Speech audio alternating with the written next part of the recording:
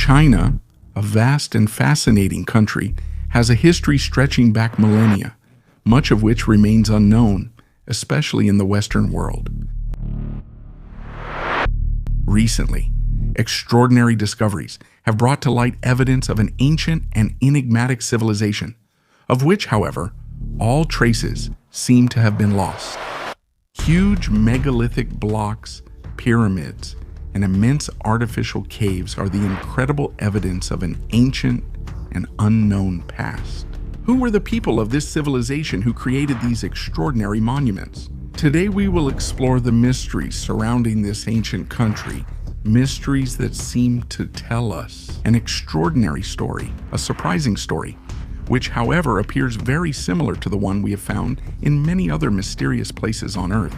Well, before we set off on this fascinating journey that we are sure will surprise you, we invite you, if you haven't already, to subscribe to the channel to support our work and not miss our new videos. Huge stone blocks have been found in various parts of the world. Among the most famous examples are the blocks at Baalbek in Lebanon. Baalbek, also known as Heliopolis in Roman antiquity, is home to one of the largest temple complexes of the ancient world. The Temple of Jupiter, the largest in the complex, is famous for its enormous stone blocks, some of which weigh up to 800 tons. These blocks, positioned with millimeter precision, form the base of the temple's podium and are among the largest stones ever used in ancient constructions. The main blocks weigh about 800 tons and are positioned in the western wall of the Temple of Jupiter. These blocks are extraordinarily large, with measurements reaching almost 20 meters in length. Their extraordinary size and the fact that they were lifted and placed with incredible precision still represent a mystery that is difficult to explain today. Not far from the site of the Temple of Jupiter, there is a quarry that still contains an unfinished stone block, known as the Stone of the Pregnant Woman. This block is enormous, weighing about 1,000 tons. It was never transported and remains partially carved into the bedrock. Its extraction was in fact interrupted, and it has remained like this for millennia. But who built this incredible site? The official reconstructions date the work mainly to the Roman era, but there are many doubts and uncertainties. According to several researchers, the site may have been modified during the Roman era, but it may date back much further. If the site of Baalbek appears extraordinary and enigmatic, it's nothing compared to what has been discovered in China, specifically in the Nanjing region.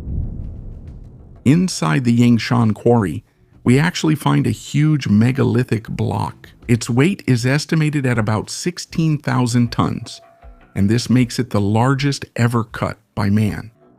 To really understand its size, just think that it is over 13 times heavier than the largest block in Baalbek, which weighs 1,200 tons. The logistics required to cut, extract, and transport a stone of such proportions is staggering. Even with modern technology, moving a 16,000-ton block would be practically impossible. So, what kind of technology did this ancient civilization possess? However, the Yangshan block is not an isolated case. In the quarry, millions of tons of rock have been moved, leaving behind flat and massive walls. The methods used to cut and shape these stones, along with the large square holes at the base of the blocks, suggest the use of very advanced lifting techniques. The analysis of weathering observed on the block indicates that it could be extremely ancient, perhaps more than 8,000 years old. Other structures at the site feature perfectly square cavities and straight, precise grooves. It goes without saying that such precision would have been impossible to achieve with the tools and knowledge we attribute to the people who lived in those places at that time. This body of evidence clearly raises fascinating questions about the engineering capabilities of this ancient civilization and the reasons that led to the end of these incredible works. But this, as we will see, is only the beginning of our fascinating journey in this land full of mysteries. The farmers of Shuning, a village in eastern China, have used water from a series of rectangular ponds located beneath the mountain for centuries. The locals called them bottomless ponds because over the years they had tried to measure their depth, but they had never succeeded. In the summer of 1992, the mystery became even more intriguing when a local fisherman caught a very large fish, weighing about 15 kilograms in one of these ponds. If such a large fish had its habitat in these ponds, it was clear that it had to be a very large place. This extraordinary catch prompted the local residents to drain the pond to find out how deep it was. After 5 days of pumping out the water, the level had dropped enough to reveal that these ponds had something unusual about them. A series of stairs carved into the stone had in fact emerged from the water. This discovery prompted the men to increase their efforts, and after 17 days of pumping, a huge artificial cave came to light. What was discovered, thanks to the curiosity of these men, was something extraordinary that would become known as the Longyu Caves. The Longyu Caves cover a total area of over 30,000 square meters. The individual caves vary in size, with some reaching a height of 30 meters. The walls of the caves are smooth and feature uniform parallel grooves, a sign of a highly advanced excavation technique. But there is no trace of this technology. In fact, no remains of the tools that were used have been found. But what is evident even among the most skeptical is that the precision and scale of the operation undoubtedly required a very well-organized workforce, advanced technology, and great expertise. A rather strange fact is that despite the grandeur of this work, there is no historical account that talks about their construction or the techniques used. As we were saying, on the walls you can see the marks of mysterious tools that carved the rock. And these very marks have aroused the curiosity of many researchers, who by studying them have noticed an impressive similarity with the marks produced by modern excavation equipment. But clearly it's unthinkable that an ancient people in a remote era had access to such technology. Another mysterious fact is that no traces of earth moving have been found. The excavation of these caves required the removal of an enormous amount of rocks and stones, but we don't know where all this material ended up. Unfortunately, it has not been possible to date the site because nothing has been found inside. Historians have nevertheless attributed it to the Qin dynasty, which dates to 221 BC. But this remains only a hypothesis based on architectural styles and similar constructions. The reality is that the lack of datable archaeological evidence and the absence of historical documents mentioning the site make the origins, purpose, and identity of the people who created this extraordinary architectural work even more enigmatic. So the question that naturally arises is, who could have built them? We will try to answer this later. But first we need to analyze another series of incredible and mysterious structures that are coming to light in China and that could be connected with this ancient people. Chia Cinema. The ancient past of China is hidden from us and from its own people. But its great past is slowly being revealed, just as happened with ancient Egypt. Even though it is recognized as a great civilization, its ancient treasures are barely known. There are rumors of pyramids in desolate areas of the country. Although the Egyptian and Mesoamerican pyramids are better known, China is home to a series of equally impressive pyramid structures. The discovery of these mysterious pyramids happened in several stages and in a very gradual way. The first account dates back to 1912, when the American travel agent Fred Meyer Schroeder, during a trip inland, reported seeing a series of pyramids in Shanxi province. Schroeder wrote these words in his diary. "It was more unsettling than if we had found them in the desert. These pyramids are somehow in plain sight, but still completely unknown agli occidentali." Schroeder estimated that the main pyramid reached at least 300 meters in height, with the sides of the base 500 meters long, a total volume more than 10 times that of the Great Pyramid in Egypt. Schroeder also adds that his guide, a Buddhist monk, told him that these pyramids were very ancient, more than 5,000 years old. A second account comes from United States Air Force pilot James Gaussman, who in 1945, during World War II, happened to fly over the territory between India and China. During this flight, Gaussman claims to have seen a very large white pyramid. I was flying around a mountain, and beyond it was a valley. Directly below us, we spotted a gigantic white pyramid. It was like a fairy tale. The pyramid was cloaked in a glittering white sheen. It could have been made of metal or some other kind of stone. The curious thing is that at its top there was a large piece of precious material, similar to a gem. I was deeply impressed by the colossal size of the structure.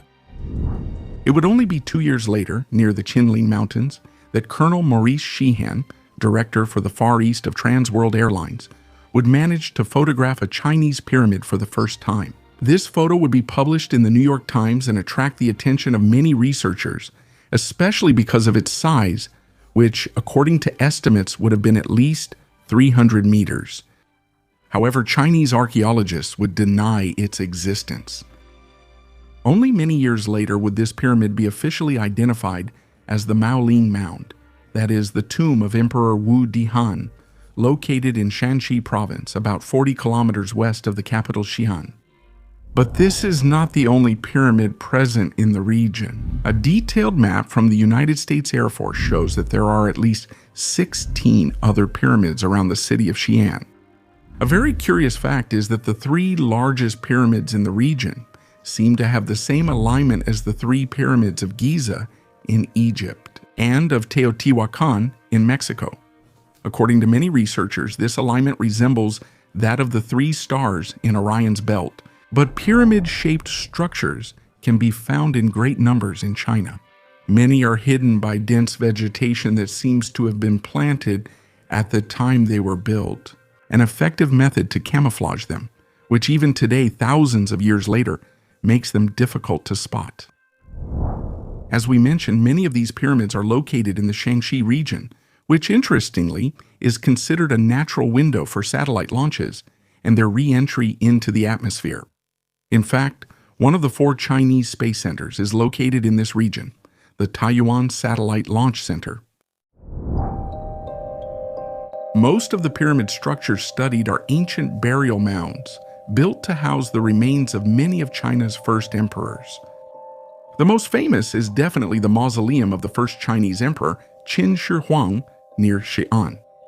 It was right here that the famous terracotta army was found, a group estimated to be between 6,000 and 8,000 statues of warriors, dressed in stone armor and equipped with weapons, placed to guard the emperor's tomb.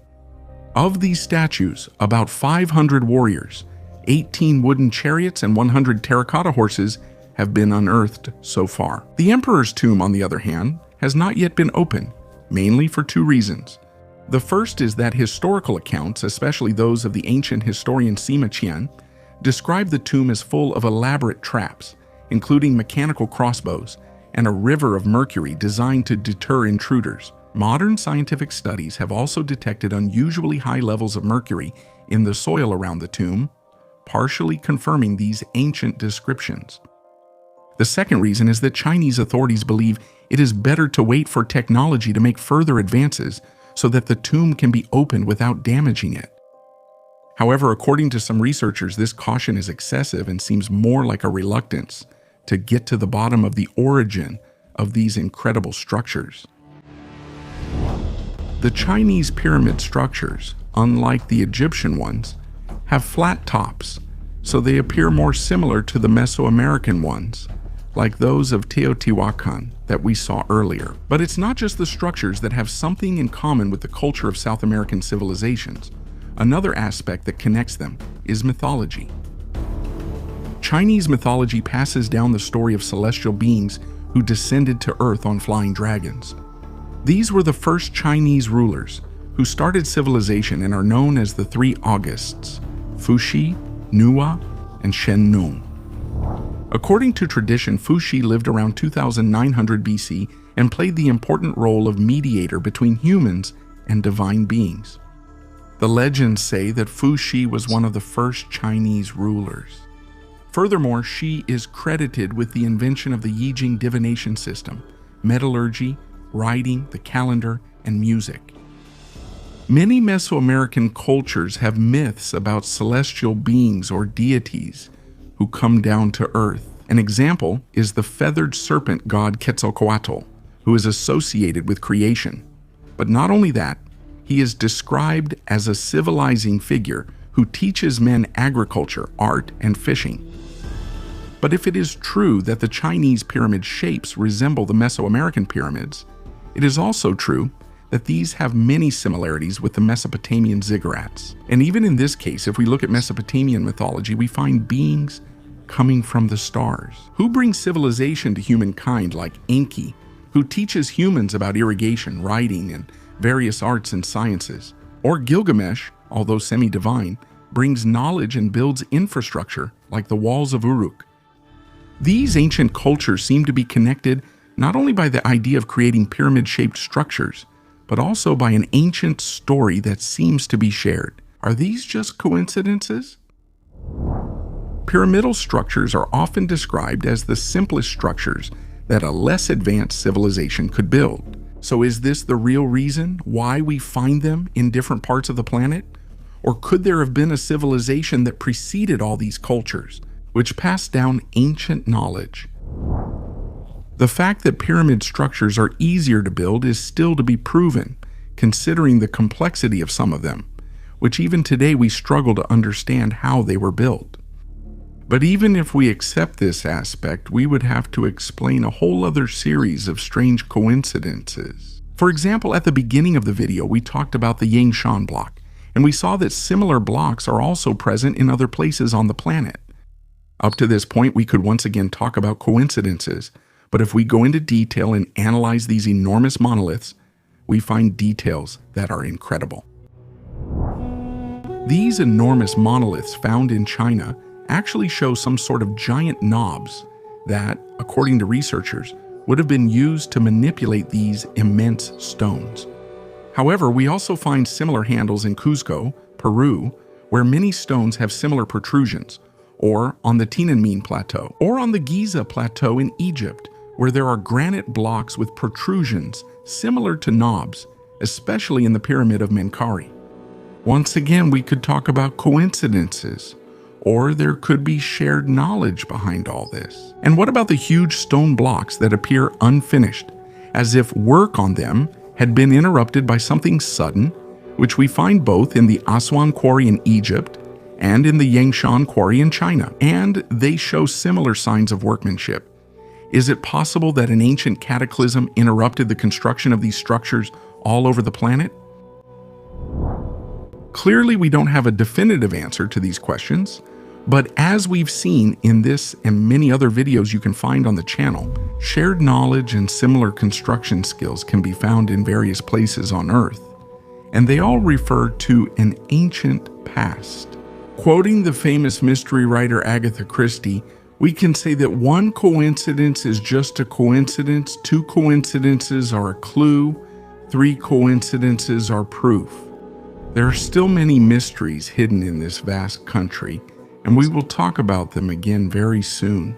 But at this point, after analyzing these first elements, we are really curious to know your opinion. Write in the comments what you think, and if you like the video and want to support us, don't forget to subscribe to the channel. See you in the next story.